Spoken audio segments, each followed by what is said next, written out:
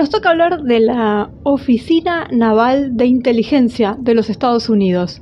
Es para estas fechas de las que venimos hablando, con el auge de las logias, que empiezan a surgir estas oficinas, no solo en Estados Unidos, sino también en Inglaterra, bueno, en otros países, ¿no?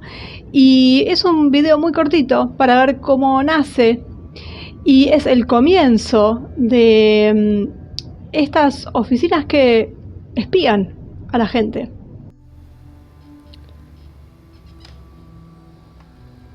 La Oficina de Inteligencia Naval fue fundada por el secretario de Marina William Hunt con la Orden General 292 de fecha 23 de marzo de 1882.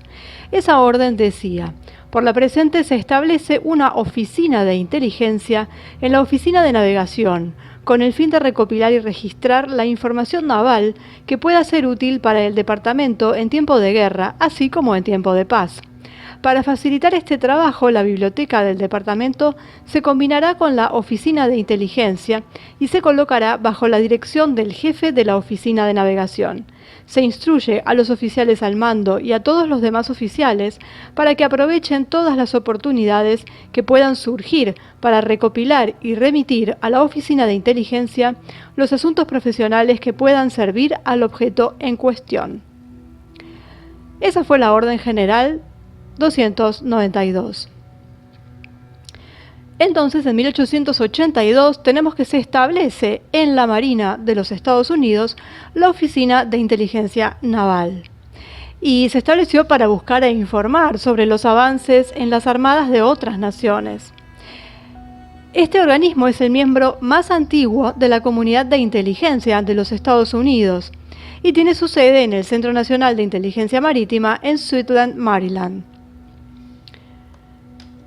La posición de este organismo como brazo de inteligencia naval comenzó en serio cuando Estados Unidos le declaró la guerra a España en 1898 en respuesta al hundimiento del acorazado estadounidense Maine en el puerto de La Habana, en Cuba, controlada en ese momento por los españoles.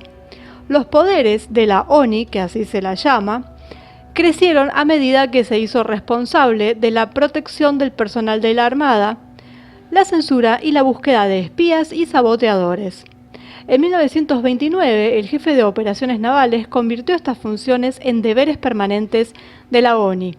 A medida que los esfuerzos militares de Japón en Rusia y China en la década de 1930 demostraron ser cada vez más exitosos, la ONI comenzó a realizar vigilancia doméstica sobre los estadounidenses de origen japonés en Hawái y la costa oeste. Para 1939, la inteligencia naval estaba trabajando con el FBI y la División de Inteligencia Militar para monitorear la actividad potencial de la quinta columna entre los inmigrantes japoneses y, en menor grado, sus hijos nacidos en Estados Unidos. En 1941, Kenneth Ringle, oficial asistente de inteligencia del Distrito para el 11º Distrito de Los Ángeles, recibió el encargo de realizar una investigación exhaustiva sobre el problema japonés y encontró poca evidencia de saboteadores estadounidenses de origen japonés y desaconsejó el encarcelamiento masivo en su informe final al presidente Roosevelt.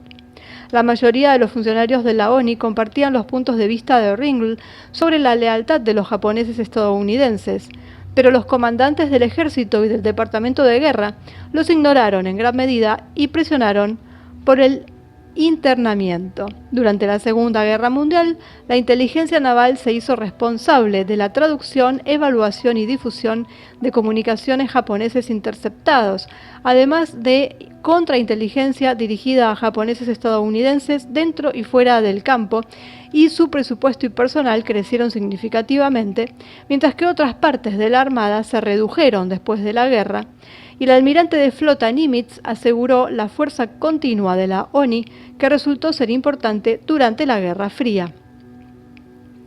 Así vemos cómo nace la primera central de inteligencia, el primer servicio de inteligencia norteamericano, a partir del cual después empiezan a surgir diferentes brazos con sus respectivos proyectos y todo lo que vamos a ver en futuros videos, y cómo se va entrelazando esto con este gran estado profundo del que formaría parte. Y a partir de este momento vamos a empezar a ver la proliferación de este tipo de secretarías, de organismos que empiezan a surgir en los diferentes poderes, en los diferentes países y que controlan no solamente a quienes gobiernan, sino por supuesto a la gente común y forman el núcleo duro del Estado profundo. Por eso la importancia, aunque sea cortito, y después vamos a ver cómo surge el FBI, la CIA, bueno, hasta incluso dentro de la cienciología tenemos una oficina de inteligencia. Y con la oficina de inteligencia nacen los espías. Ya existían, el Vaticano fue el primero, pero bueno, más antes del Vaticano también teníamos agentes infiltrados y todo eso. Pero cambia esa organización y cambia el objetivo también. Y empezamos a ver además que empiezan a hacer algo oficial, cuando antes esto era algo que estaba entre las sombras, pero esto se empieza a oficializar.